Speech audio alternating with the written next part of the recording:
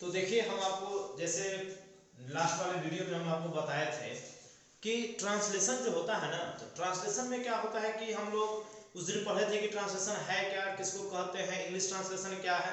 तो इन सारी चीज़ों पर हम लोग उस दिन चर्चा किए थे।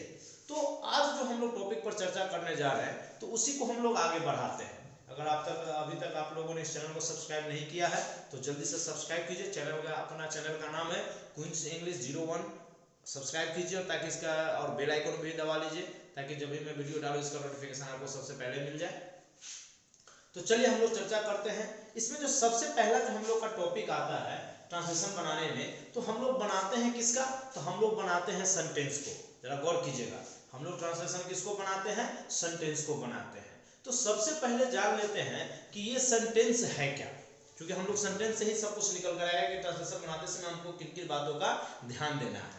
तो सबसे पहले हम लोग देखते हैं कि सेंटेंस है क्या, किसको कहते हैं हम लोग सेंटेंस। तो सेंटेंस का मतलब आप समझ लीजिए कि ग्रुप ऑफ वर्ड्स। क्या ध्यान रखिएगा, ग्रुप ऑफ वर्ड्स। अगर ग्रुप ऑफ वर्ड्स होगा तो उसको हम लोग क्या बोलते हैं, सेंटेंस। जरा बात को पॉइंट नोटिस कीजिएगा, ग्रुप ऑफ वर्ड्स। बट केवल हम ग्रुप ऑफ वर्ड्स को नहीं कहेंगे, ग्रुप ऑफ वर्ड्स और उसका मीनिंग भी कंप्लीट निकलेगा तो हम उसको सेंटेंस कहेंगे। अगर ग्रुप ऑफ वर्ड्स होगा, अगर उसका मीनिंग कंप्लीट नहीं निकलेगा तो हम लोग उसको सेंटेंस नहीं कहेंगे। यानी सेंटेंस तब कहलाएगा जब वर्ड्स का ग्रुप होगा और उसका कंप्लीट मीनिंग निकलेगा। यानी हम ऐसे कह सकते हैं कि a group of words that makes a complete sense is called sentence. क्या याद रखेंगे, a group of words that makes a complete sense is called sentence. तो जैसे कि मैं आपको एक एग्जांपल के द्वारा दिखा रहा हूं,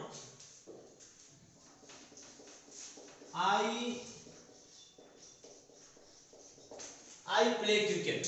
जरा गौर कीजिएगा, मैंने सेंटेंस क्या लिखा है, आई प्ले क्रिकेट।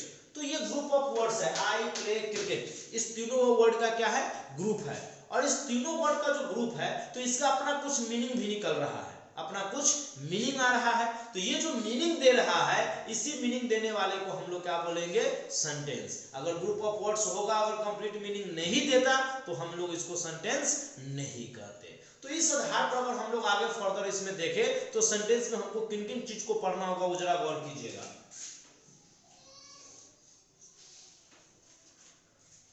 तो सेंटेंस में हम लोग को सबसे पहले देखना होगा, ये जो रहता है इसको हम लोग क्या बोलते हैं, सब्जेक्ट।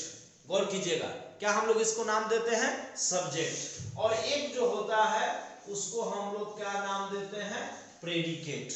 सब्जेक्ट एंड प्रेडिकेट, याद रखिएगा सेंटेंस का दो पार्ट होता है, एक सब्जेक्ट और एक प्रेडिकेट। अब आप देखिएगा प्रेडिकेट में, तो इस प्रेडिकेट में तीन चीज निकल कर आएगा। उस तीन चीज में सबसे पहला को हम लोग कहेंगे ऑब्जेक्ट, कॉम्प्लीमेंट, वर्ब। ये तीन चीज को हम लोग लेकर आएंगे, ऑब्जेक्ट, कॉम्प्लीमेंट, वर्ब। तीन चीज को हम लोग नोटिस करेंगे, ऑब्जेक्ट, कॉम्प्लीमेंट और वर्ब। ये तीन चीज आएगा हमको प्रेडिकेट में। यानी इन चार चीज से मिलकर बनता है हमारा कौन चीज, सेंटेंस बनता है। तो किसी भी सेंटेंस को जब हम लोग ट्रांसलेशन बनाने जाएंगे तो उस ट्रांसलेशन बनाने के दौरान हमको याद रखना है कि इन चार चीजों की हमको आवश्यकता होगी। अगर ये चार चीज हम सेंटेंस में पहचान लेते हैं, देख लेते हैं, तो ये याद रखिए कि हमें सेंटेंस बनाने में जीवन में कभी भी कोई दिक्कत नहीं होगा। इसमें एक वर्ड हमको और यहां पर निकल कर आएगा सब्जेक्ट में। इसमें वर्ड कौन सी आएगा, तो क्वालिफायर वर्ड। एक वर्ड क्या आएगा, क्वालिफायर वर्ड, जो सब्जेक्ट के अंतर्गत पढ़ना होगा। शायद आप इस वर्ड से परिचित नहीं होंगे, शायद आपको इसके बारे में जानकारी नहीं भी हो सकता है, मे भी हो सकता है। तो अगर नहीं होगा तो हम आपको यहाँ पर पूरी अच्छे तरीके से बताने का प्रयास करते हैं। सबसे पहले हम लोग चर्चा करते हैं सब्जेक्ट का, कि सब्जेक्ट किसको कहते हैं। जैसा कि आप पहले से भी जानते होइएगा कि जिसके जो काम करता है उसको सब्जेक्ट यानी कर्ता कहते हैं। लेकिन मैं आपको एक बात याद दिला दूं, ये डिफिनेशन आपको इनकम्प्लीट हो जाता है। वो डिफिनेशन कहीं काम कर जाता है और कुछ ऐसे सेंटेंसेस आता है जहां पर वो डिफिनेशन हमारा काम नहीं करता है। तो अब आपको आपके दिमाग में ये क्वेश्चन आना चाहिए कि फिर तो कौन सा डिफिनेशन हम याद रखें। तो सीधा सटीक सा डिफिनेशन मैं आपको बता रहा हूं कि जिसके बारे में बात किया जाता है वही हमारा सब्जेक्ट होता है। सिंपल डेफिनेशन मैं आपको बता रहा हूं कि जिसके बारे में बात किया जाता है उसको हम लोग क्या बोलते हैं, सब्जेक्ट बोलते हैं। यानी we say something about in the sentence is called subject. फिर से नोटिस कीजिएगा, we say something about in the sentence is called subject. वाक्य में हम लोग जो कुछ भी कहते हैं, वाक्य में हम लोग जो कुछ बात करते हैं या जिसके बारे में बात करते हैं, हम लोग ऐसे कहे वाक्य में जिसके बारे में जो भी बात करें, भाई उसे मतलब मैटर नहीं करता कि हम क्या बात कर रहे हैं, बट जिसके बारे में हम बात करेंगे वही हमारा क्या हो जाएगा, सब्जेक्ट हो जाएगा। जैसे कि मैं आपको यहाँ पर बताया हूं, आई प्ले क्रिकेट, इसमें हम लोग किसके बारे में बात किए हैं, आई के बारे में बात किए हैं, तो हमारा सब्जेक्ट कौन हो गया, आई हो गया। इसी में कहिएगा सन सूर्य गर्म है, तो द सन इज हॉट, हम लोग किसके बारे में बात किए हैं, सन के बारे में, तो सन हो जाएगा सब्जेक्ट। कहिएगा नदी में पानी है, तो किसके बारे में बात हुआ है, पानी के बारे में, नदी के बारे में नहीं, तो यहाँ पर पानी हो जाएगा सब्जेक्ट। कहिएगा सर पे बाल है, तो मैं सर नहीं दिखा रहा हूँ, मैं दिखा क्या रहा हूँ, बाल दिखा रहा हूँ, तो बाल हो जाएगा सब्जेक्ट। आप कहिएगा बोर्ड पर लिखा हुआ है, तो हम बोर्ड के बारे में नहीं कहेंगे, बोर्ड पर लिखावट है या लिखा हुआ है, तो हम बात कर रहे हैं लिखा हुआ के बारे में, तो हमारा ये सब्जेक्ट हो जाएगा। क्योंकि एक मामूली ये सब्जेक्ट की पहचान अगर गलत हो जाता है तो बच्चे का ट्रांसलेशन क्या हो जाता है, गलत हो जाता है। वो सही बनाता है, बट एक सब्जेक्ट की पहचान गलत होने के कारण उसका अच्छा खासा सेंटेंस गलत साबित हो जाता है। तो याद रखना है कि हमको सेंटेंस बेहतर पहचानना है, अच्छे से पहचानना है। तो हम लोग यहाँ पर सब्जेक्ट के बारे में बता दिए कि सब्जेक्ट क्या है। तो सब्जेक्ट कोई भी सेंटेंस में जिसके बारे में हम लोग बात करेंगे वही हमारा क्या हो जाएगा, सब्जेक्ट हो जाएगा। जैसे कि मैंने आपको एग्जांपल दे ही दिया है कि मैं जाता हूँ, मैं हो गया सब्जेक्ट, मैं के बारे में बात करता हूँ। बोलेंगे सर पर टीचर है, तो हम लोग टीचर के बारे में बात किए, तो टीचर हो गया सब्जेक्ट। तो सब्जेक्ट तो हम लोग जान गए कि जिसके बारे में बात करेंगे वो हमारा क्या हो जाएगा, सब्जेक्ट। अब यहाँ पर हमारा बात आता है कि हम लोग जब सेंटेंस में देखेंगे तो सब्जेक्ट को पहचानेंगे कैसे हम लोग सब्जेक्ट को पहचाने। तो सब्जेक्ट को पहचानने का सबसे सरल तरीका बताते हैं कि अगर कहीं भी अगर हिंदी सेंटेंस दिया रहेगा तो उस हिंदी सेंटेंस में कहीं भी ने लगा हुआ रह जाएगा। गौर कीजिएगा, किसी भी सेंटेंस में अगर ने लगा रहेगा तो ने से पहले वाला जो शब्द होगा वही वाक्य का सब्जेक्ट होगा। क्योंकि हम लोग ट्रांसलेशन बनाने जाएंगे तो हिंदी में ही दिया रहेगा। तो जैसे मैं आपको यहाँ पर बता रहा हूं, राम ने, देख लीजिए, राम ने रावण को मारा। अब मैंने क्या बताया था, पॉइंट ने। अब आप गौर कर लो क्या लगा हुआ है, ने से पहले कौन है, राम, तो राम यहाँ पर क्या हो जाएगा, सब्जेक्ट हो जाएगा। ठीक है, किसने मारा, राम ने मारा, राम हो जाएगा सब्जेक्ट। इसमें आप कहिएगा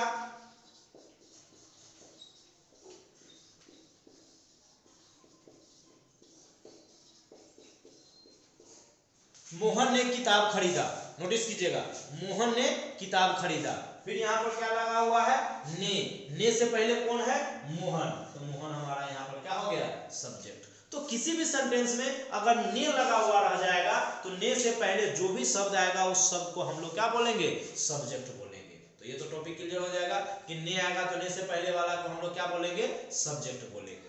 अब नेक्स्ट पॉइंट क्या है कि अगर किसी भी सेंटेंस में का, के, की, रा, रे, री, में, पर, पॉइंट याद कर लो, क्या, रा, रे, री, का, के, की, में, पर, ये अगर आठों में से कोई भी आएगा तो उसके बाद वाला हो जाएगा सब्जेक्ट। सिंपल वे, ने है तो ने से पहले वाला, काके की, रा, रे, री, में, पर, अगर ये शब्द आ जाता है तो इसके बाद वाला हो जाएगा सब्जेक्ट। कुछ एग्जांपल मैं दे रहा हूं, जरा आप नोटिस कर लेना।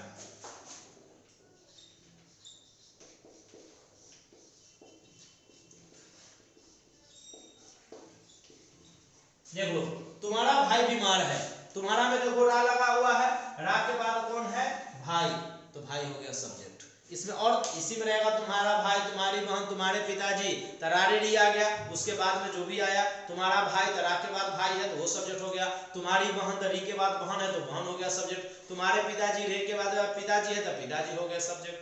अब मैंने बोला काके की, जैसे देखिए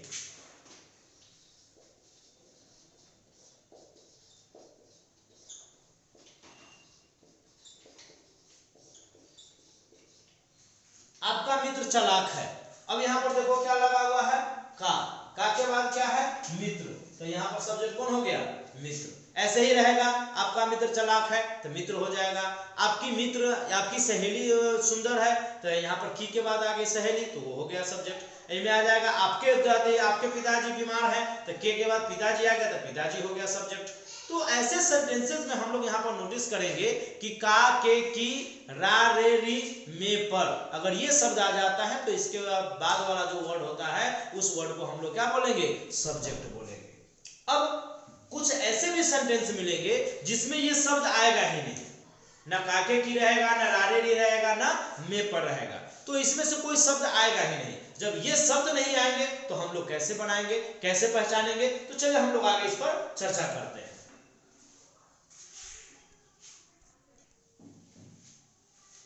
तो देखिए हम लोग आपको जिससे बता रहे थे कि अगर ये इसमें से कोई चिन्ह ही नहीं रहेगा, अगर ये चिन्ह में कोई चिन्ह ही नहीं रहेगा तो अब हम लोग क्या करेंगे, जैसे यहां पर देगा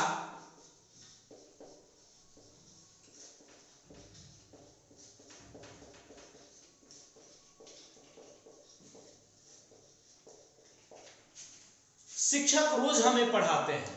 अब जरा यहां पर देखो कोई चिन्ह नहीं है, न काके की है, न रारेडी है, न में पर है, न आपको ने है, तो कैसे पहचाने। तो यहां इसका सरल तरीका क्या है कि इसमें काम देखो, काम कौन सा हो रहा है। तो जैसे यहां पर काम हो रहा है कौन सी का, पढ़ाने का, ध्यान में आया, पढ़ाने का काम हो रहा है, तो उसके पहले आप कौन लगा दो। इंग्लिश सेंटेंस है तो हु लगा दो, और हु से नहीं आंसर मिला तो व्हाट लगा दो। ये इंग्लिश और हिंदी दोनों सेंटेंस में आपको काम करेगा। अगर किसी भी इंग्लिश सेंटेंसेस में अगर आपको सब्जेक्ट पहचानना है तो उसके वर्ब के पहले हु लगा दो, जैसे the teacher teaches us, who teaches, तो द टीचर मिल गया सब्जेक्ट। तो अगर वर्ब जो रहेगा उसके पहले कौन लगा दो, अगर कौन से नहीं आएगा आंसर तब आप उसमें क्या लगा दो, क्या लगा दो। जैसे यहां पर बता रहे हैं कौन पढ़ाते हैं, क्या बोल रहा है, कौन पढ़ाते हैं। आप जवाब देकर देखो खुद से, शिक्षक हमें रोज पढ़ाते हैं, कौन पढ़ाते हैं, तो शिक्षक। ऑटोमेटिक आपको यहां पर आंसर मिल जा रहा है, कौन सा मिल रहा है, शिक्षक। यही हो जाएगा हमारा कौन चीज, सब्जेक्ट। एकदम सिंपल है। कोई भी सेंटेंस 2 मिनट में चुटकी बजाओ, ऐसे चुटकी बजा, जब तक जितना देर में चुटकी बजाएगा ना उतना देर में आपका सब्जेक्ट पहचाना हुआ रहेगा, बिल्कुल समय नहीं लगेगा। बस आपको पॉइंट याद रखना है, ने है तो ने से पहले वाला, काके की रारेडी में पर है उसके बाद वाला, अगर कोई चिन्ह नहीं है तो वर्ब के पहले कौन लगा दो, कौन से नहीं मिलेगा क्या लगा दो, मिल गया आपका आंसर। ठीक है, क्या वाला है, दो एग्जांपल, जैसे कहेगा नदी में पानी है, क्या है, तो पानी है, मिल गया सब्जेक्ट। बस सिंपल है, कौन या क्या, कौन या क्या से जो उत्तर मिलेगा वही हमारा क्या हो जाएगा, सब्जेक्ट हो जाएगा, याद रहेगा। चलिए ये तो हुआ सब्जेक्ट पहचानने का रूल। अब आपको रूल क्या बता दूं कि सब्जेक्ट में कौन कौन चीज प्रयोग हो सकता है, किसी भी सेंटेंस में सब्जेक्ट के रूप में क्या क्या रह सकता है, जरा हम लोग इस बात पर ध्यान दें। तो किसी भी सेंटेंस में अगर सब्जेक्ट के रूप में अगर आपको देखना है तो सब्जेक्ट के रूप में नाउन हो सकता है, प्रोनाउन हो सकता है, एडजेक्टिव हो सकता है, वर्ब हो सकता है, चारों हो सकता है। मैं आपको एग्जांपल से क्लियर कर दे रहा हूं।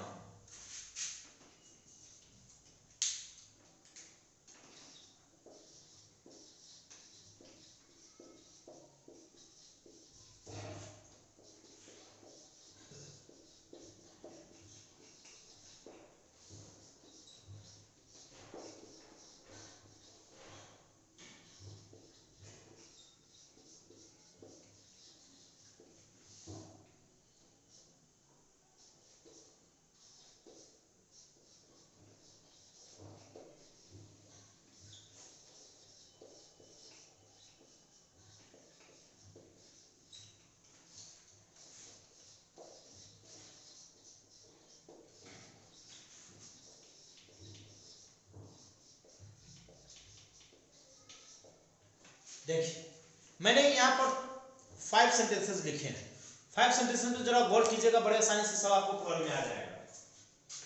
पहला सेंटेंस है Ram wants to go, Ram जाना चाहता है, ध्यान दीजिएगा, राम वांट्स टू गो, किसके बारे में बात हुआ, राम के बारे में। तो यहाँ पर हमारा सब्जेक्ट क्या हो गया, राम। और राम एक्चुअली में है क्या, नाउन है, सिंपल सी बात है, राम क्या है, नाउन है। नहीं, अब और आइए, आई वांट टू गो, मैं जाना चाहता हूं, किसके बारे में बात हुआ, आई के बारे में, तो यहां पर सब्जेक्ट हुआ आई। और आई एक्चुअली में है क्या भाई, तो प्रोनाउन है। तो यहाँ पर सब्जेक्ट के रूप में किसका इस्तेमाल हुआ, प्रोनाउन का। मैंने बोला ना सब्जेक्ट में क्या हो सकता है, नाउन भी हो सकता है, सब्जेक्ट में और क्या हो सकता है, प्रोनाउन भी हो सकता है। अब आइए यहाँ पर कह रहा है द पुअर आर हेल्पलेस, किसके बारे में बात हुआ, पुअर के बारे में। तो सब्जेक्ट हमारा यहाँ पर क्या हो गया, पुअर। और पुअर है क्या, तो एडजेक्टिव क्वालिफाई कर रहा है। तो यहाँ पर हो गया है सब्जेक्ट ग्रुप में किसका यूज हुआ, एडजेक्टिव का। अब नीचे वाले में आप वॉकिंग या टू वॉक, अब पता ही है वॉक वर्ब है। तो अब यहाँ पर देख लो सब्जेक्ट के रूप में किसका इस्तेमाल हुआ है, सब्जेक्ट के रूप में तो वर्ब का। किसका इस्तेमाल हुआ है, वर्ब का। क्योंकि आप जानते हो वॉक क्या है, वर्ब। तो walking is a good exercise या to walk is a good exercise. तो यानी कि किसी भी सेंटेंस में सब्जेक्ट के रूप में नाउन भी हो सकता है, प्रोनाउन भी हो सकता है, एडजेक्टिव भी हो सकता है, वर्ब भी हो सकता है। यहाँ पर कुछ पॉइंट और भी याद रखिएगा कि अगर एडजेक्टिव सब्जेक्ट का काम करेगा तो आपको हमेशा याद रखना है वहां पर आर्टिकल द लगेगा। पॉइंट नोटिस कीजिएगा, एडजेक्टिव अगर सब्जेक्ट का काम करेगा तो उसके पहले आर्टिकल द लगेगा, वो नाउन बन जाता है। और एडजेक्टिव के पहले द लगेगा तो नाउन बनेगा, बट वो नाउन बनेगा प्लूरल, और उसके साथ हमेशा प्लूरल वर्ब का प्रयोग करेंगे। देखिए आर लगाए हैं, इसका प्रयोग नहीं होगा। दूसरा, अगर वर्ब सब्जेक्ट का काम करता है तो वहां पर दो तरीका है, या तो आप आईएनजी का प्रयोग करो यानी जेरंड का प्रयोग करो, या नहीं तो इन्फिनिटिव यानी उसके पहले टू का प्रयोग करो। यानी वर्ब अगर सब्जेक्ट का काम करता है तो वहां पर या तो हम इन्फिनिटिव का प्रयोग करते हैं या नहीं तो जेरंड का प्रयोग करते हैं। पॉइंट एकदम क्लियर है। अगर वर्ब सब्जेक्ट का काम करता है तो या तो हम जेरंड फॉर्म का यूज करेंगे या इन्फिनिटिव फॉर्म का। वर्ब में अगर आईएनजी जोड़ देंगे तो जेरंड बन जाएगा, टू लगा देंगे पहले तो इन्फिनिटिव बन जाएगा। ठीक, तो हम आपको फिर बताते हैं कि इंपरेटिव में आपको सब्जेक्ट क्या रहता है, किस पोजीशन में रहता है, तो हम लोग उसकी चर्चा करते हैं। तो देखिए हम आपको बता रहे थे इंपरेटिव में कि इंपरेटिव में हमको क्या करना है। अगर इंपरेटिव सेंटेंस हमको दिया रहता है, जैसे हमको यहां पर दिया है sit down, play here, go there, मैंने ये 3 सेंटेंसेस लिखा है, या रिक्वेस्ट भी कर सकते हैं।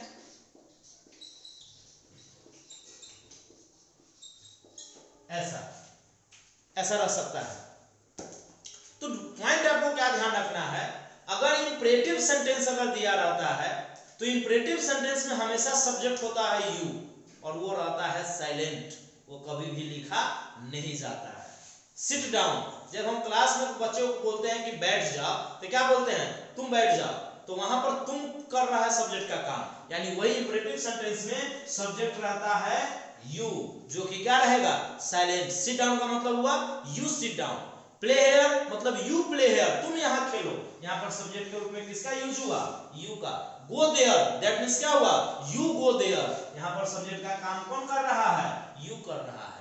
Help me please help me that means please you help me, आप मेरी मदद करो, मैं सामने वाले को कह रहा हूं। और आप ग्रामर में पढ़े होइएगा जेंडर दे नंबर पर्सन में, जिससे आदि सुनने वाले को हम लोग क्या बोलते हैं, सेकंड पर्सन बोलते हैं। तो चूंकि मैं उसी से ही बात ही कर रहा हूं तो हमारा यहाँ पर सब्जेक्ट हुआ कौन चीज, यू, जो कि क्या रहेगा, साइलेंट रहेगा।